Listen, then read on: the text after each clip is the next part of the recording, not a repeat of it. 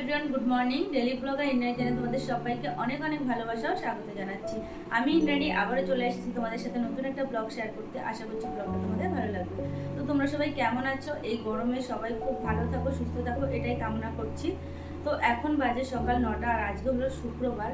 তো সকাল 9টার মধ্যে আমার তোমরা দেখলে যে সকালবেলা আমি গাছগুলোতে জল দিয়ে দিলাম। প্রথমত ব্যালকনিতে প্রচুর রোদ্দুর চলে আসে, তো গাছগুলো জল 2-3 বার করে দিতে হয়। তো সেই কারণে সকালবেলা উঠে প্রথমে গাছগুলোতে জল দিয়ে নিলাম। দেন গেলাম ঘরের যে বাসি কাজগুলো, ওই ঘর ঝাড় দেওয়া বলো, বাসন মাজা, কিছুটা বাসন মাজা হয়েছে, কিছুটা রয়েছে। আর নোংরা ছিল, সেগুলোকে আবার নিচে রেখে আসলাম, গাড়ি নিয়ে যাবে। ঘর তো ঝাড় দেওয়া হয়েছে কিন্তু মোছা হয়নি, শুধু গেটের সামনেটা ওই গ্রিলের সামনেটুকু মুছে নিয়েছি। তারপরে স্নান করে এসেছি।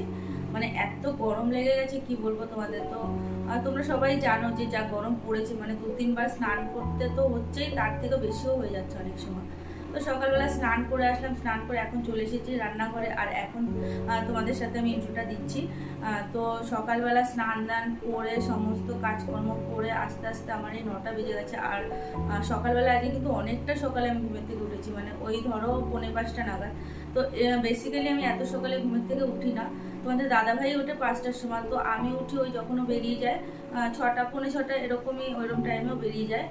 তো তখন ওই চাবিটা নিতে হয়। তো সেই সময় একমাত্র উঠি যায়, আবার গিয়ে ঘুমিয়ে পড়ি। ধরো ওই উঠতে 8টা 9টা এরকমই হয়ে যায়। তো আজকে কি বলো, আজকে শুধু সকালে বলে না, কালকে রাত থেকে জানি না কেন ঘুমই আসছে না। এত চেষ্টা করছি, এত চেষ্টা করছি। রাত তখন যখন ঘুম আসছে না, আমি ঘড়ি দেখছি শুধু। তো লাস্ট যেবার ঘড়ি দেখলাম ঘুম আসছে না, তখন 2টো মতো বাজে। তো তারপরে হয়তো আধা ঘন্টা পরে একটু ঘুমিয়ে পড়েছিলাম। তো ওরকম 2-2:30 নাগাদই ঘুমিয়েছি। তারপরে যেন সকালবেলা এরকম ঘুম ভেঙে গেছে, 4:45 নাগাদ ঘুমটা ভেঙে গেছে। তো ঘুমটা ভেঙে যাওয়ার পরে আমি আবার ঘড়িটা দেখছি যে অনেকটা কি বেলা হয়ে গেল, তোমার দাদাভাই কি বেরিয়ে গেল, কি আমাকে ডাকলো না। তো ঘড়িটা দেখার পরে দেখলাম যে না, 4:45টা বাজে, ওর তো ওঠার টাইম হয়নি। তোমার পাশে তাকিয়ে দেখলাম না, তোমার দাদাভাই ঘুমাচ্ছে। তাহলে বুঝতে পারছো যে কতটা আমার সকালে ঘুম ভেঙে গেছে, আর রাতে তো ঘুম হয়নি। শরীরটা ভালো লাগছে না। সকালবেলা ওঠার পরে না প্রচণ্ড যেন গরম লাগছে, হাত পা ঘামছে খুব, ভীষণ পরিমাণে ঘামছে। সকালবেলাতে এত গরম লাগার কথা না, তবুও হয়তো শরীরটা একটু দুর্বল, এই কারণেই হবে হয়তো। তো সেই কারণে সকালে উঠে বাসি কাজকর্ম কমপ্লিট করে স্নান করেই নিয়েছি একবারে। তো তারপরে চলে আসলাম রান্নাঘরে। এখন একটু চা করবো, চা খেয়ে নেবো। আর তার আগে তো দেখলে থাইরয়েড ওষুধ খেয়ে নিলাম। তো এখন চা খেয়ে নেবো। চা খাওয়ার পরে কাজকর্মে হাত দেবো, এনার্জি একদমই লাগছে না। তো মাছটাকে বের করে রেখেছি। আর আজকে মাংস হবে, মাছটা করতে হবে, যেহেতু মাম্মা তো মাংস খেতে পারবে না, ঝাল থাকবে। আর তার থেকে বড় কথা, মাঝে ওর তো শরীর খারাপ হয়ে গেল, তো এখন ওকে মাংস দেবোই না একদমই। তো সেই কারণে ওর জন্য কুমড়ো আলু দিয়ে মাছের ঝোল করবো। আর মাম্মা তো এখন ঘরে ঘুমাচ্ছে, বিছনাটা আমি তুলতে পারিনি। তো ও উঠলে একবারে বিছনাটা। চলো তোমরা ভিডিওটা দেখতে থাকো। সারাদিনে কি করি না করি সবটা তোমাদের সাথে শেয়ার করার চেষ্টা করবো। যা ভীষণ গরম পড়েছে, কোনো কিছুই এখন ইচ্ছা করে না। তো এখন একটু চাটা করে নিচ্ছি। আর অনেকদিনই চা খাই না, তো আজকে চাটা খাওয়ার একটাই কারণ, এনার্জি লাগছে না সকাল থেকে।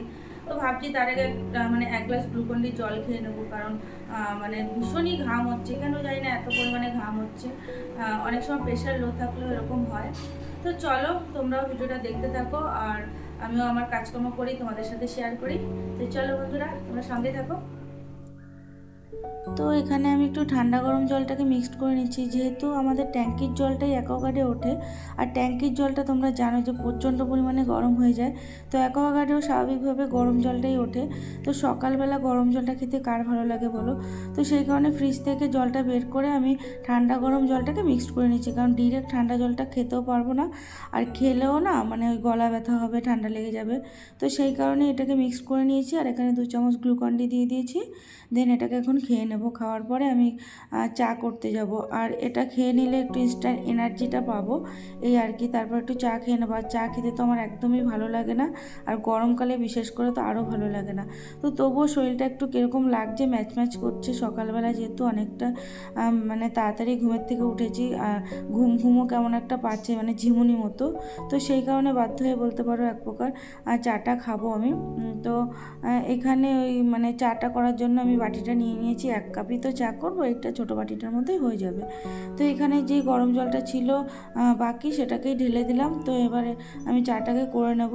আর এই যে তোমাদের সাথে মানে যখন ভয়েসটা দিচ্ছি না, দেখবো তোমরা আশেপাশ থেকে একটু আওয়াজ আসবে, মানে তো এটাকে একটু ইগনোর করে নিও। কারণ কি জানো তো, আমাদের একদম রাস্তার পাশে বাড়ি। আর যখন যেই মানে যা কিছু যাক না কেন, মানে বাইক বলো, টোটো বলো, অটো বলো, সমস্ত আওয়াজটাই আসে, জানো না। তো চা খাওয়া হয়ে গেলে বাকি যে কাজকর্মগুলো রয়েছে সেগুলোকে করতে হবে। রান্নাবান্না বাকি রয়েছে, তারপরে জামা কাপড় কাচা বাকি রয়েছে, মানে সমস্ত কাজই বলতে গেলে বাকি রয়েছে। সকালবেলা তো সেরকমভাবে কোনো কাজ করা হয়নি, শুধুমাত্র ঘরটা ঝাড় দিয়ে আর রান্নাঘরটা পরিষ্কার করে আমি স্নান করে এসেছি। আর কোনো বাকি মানে কাজকর্ম কিছুই করিনি। তো যেহেতু গরম লাগছিলো খুব, ভাবলাম যে স্নান করে এসে একবারেই কাজকর্মে হাত দেবো। তো এখানে আমার চা করাও হয়ে গেছে, আর এখন দুটো প্রজাপতি বিস্কুট নিয়ে নেবো, মানে খেয়ে নেবো। আর সেরকম আর কোনো বিস্কুট নেই। আর তাছাড়া এই বিস্কুটটা আমার খুব ভালো লাগে, তো এটা দিয়ে এখন চাটা খেয়ে নেবো। আর মাম্মা তো ঘুমাচ্ছে, তো মাম্মাকে মানে খাওয়ানোর জন্য ওর খাবারটাও করতে হবে। তো ওকে দেখি কী খাওয়ানো যায়।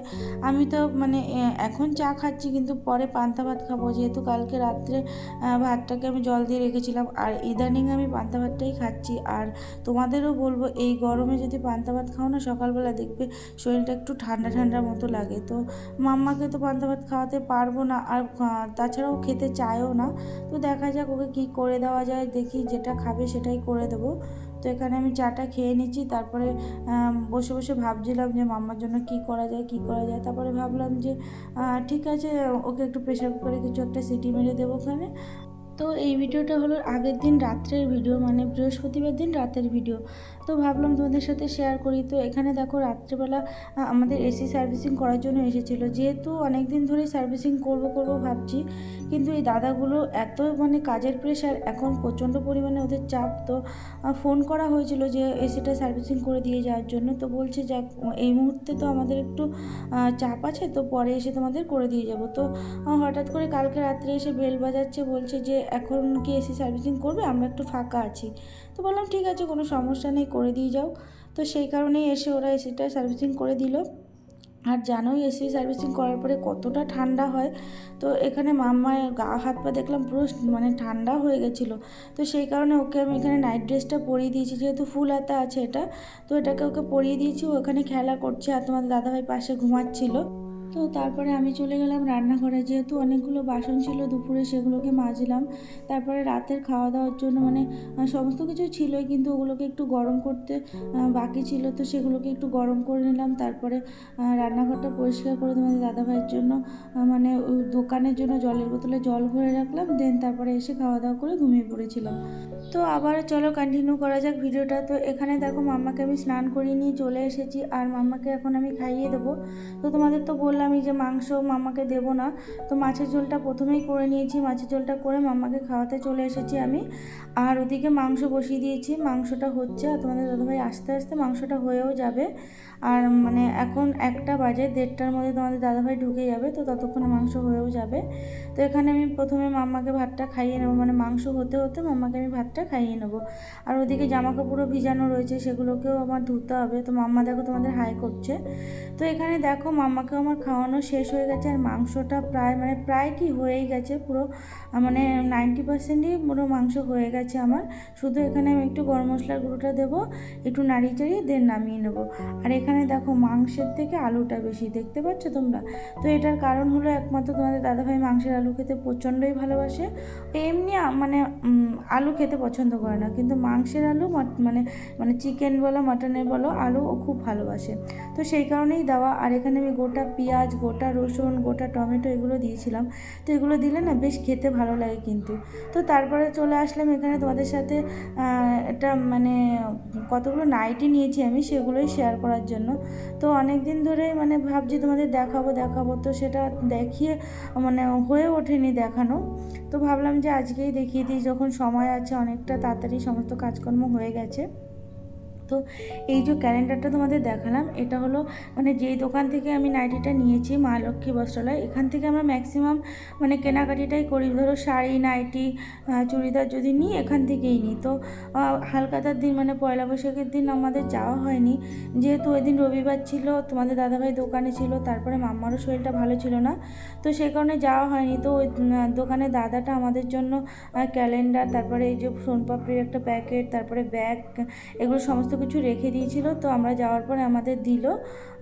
আর এখানে দেখো এই নাইটিগুলো কেমন হয়েছে কিন্তু অবশ্যই কিন্তু কমেন্ট করে জানিও।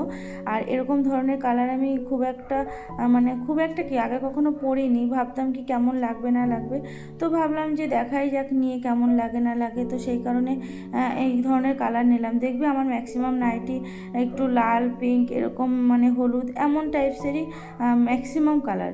তো এরকম ধরনের কালারগুলো খুব কম আমার, তো নিলাম। এখানে দেখা যাক কালারগুলো মানে বেশ ভালোই লাগছে কিন্তু, বলো। তো তোমরা কিন্তু কমেন্ট করে অবশ্যই জানিও কেমন লাগছে। আর এখানে দুটো নাইটি হলো স্লিভলেস আর দুটো হলো ছোটো হাতা। ভেবেছিলাম 4টেই স্লিভলেস নেব, কিন্তু দুটো পছন্দ হয়েছে আমার, সেই দুটো স্লিভলেস ছিল না, তো বাধ্য হয়ে ভাবলাম থাক নিয়েই নিই। তো খুব একটা তো বড় হাতা না, এই আর কি। তো নাইটি দেখাতে দেখাতে তোমাদের দাদা ভাইও চলে এসেছিলো দোকান থেকে, তো তারপরেও স্নান করে নিল, ওকে খেতে দিয়ে দিলাম। তারপরে আমি স্নান করে নিলাম, যেহেতু অনেক সকালে স্নান করেছিলাম আর পুজো দেওয়া হয়নি, তো সেই কারণে একবারে স্নান করে পুজোটাও দিয়ে নিলাম, তারপরে খাওয়া দাওয়া করে নিয়েছি।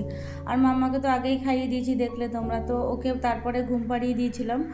তো চলো ভিডিওটা আগের মতো এখানেই শেষ করলাম। ভিডিওটা তোমাদের কেমন লাগলো অবশ্যই কিন্তু কমেন্টে জানাবে, আর ভিডিওটা ভালো লাগলে অবশ্যই একটা লাইক করবে, আর আমার চ্যানেলটা সাবস্ক্রাইব করে প্লিজ পাশে থেকো।